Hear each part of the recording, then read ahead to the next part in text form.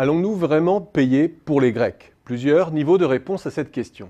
Oui, en première lecture, puisque toute l'opération de sauvetage de la Grèce depuis 2010 a consisté à transférer plus de 90% de l'encours de dette grecque des mains du privé aux mains du secteur public ou du FESF, dont les États sont garants.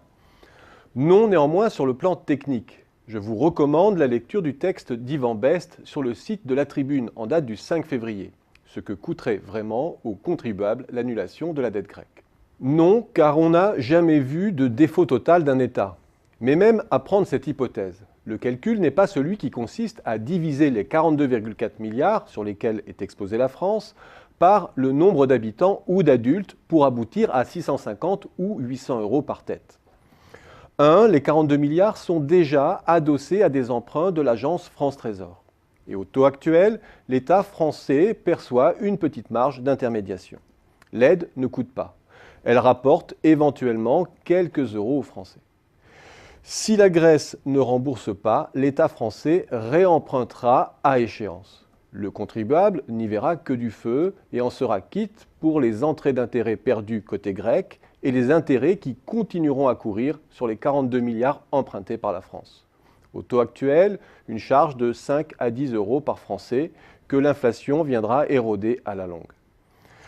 2. Cela veut dire que si l'on remplaçait la dette grecque par une rente perpétuelle, où la Grèce verse un taux sans jamais rembourser le capital, tenant compte du fait qu'elle est dans l'impossibilité de lever des fonds pour rembourser ses prêts arrivant à échéance, le contribuable français serait épargné. L'État français prolongerait ad vitam une situation où il emprunte pour le compte de la Grèce, tandis que cette dernière paye les charges d'intérêt. Le contribuable y gagnerait même si la rente versée par la Grèce était supérieure au taux auquel la France emprunte. Non, ensuite, sur le plan politique, pour 3 raisons.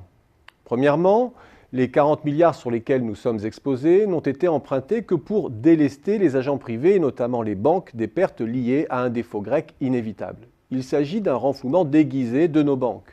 Si l'État grec faisait réellement défaut, nous ne ferions que payer la facture de notre propre sauvetage. Deuxièmement, le fait de ne pas régler le cas grec nous engage dans une dangereuse fuite en avant à la Ponzi, où l'on prête à chaque fois plus à un pays dont les agents sont massivement insolvables au plan individuel. 60% du PIB d'arriérés fiscaux, je le rappelle.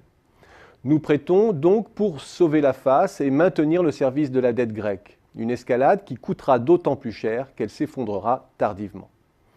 Troisièmement, il faudrait enfin mettre dans la facture le coût en termes de croissance et de déflation de nos atermoiements à régler globalement la crise d'endettement des pays du Sud. Et là, il est probable que l'on se rendrait compte que nos politiques de rigueur non coordonnées ont coûté bien plus à la France que les 40 milliards de pertes potentielles sur la Grèce.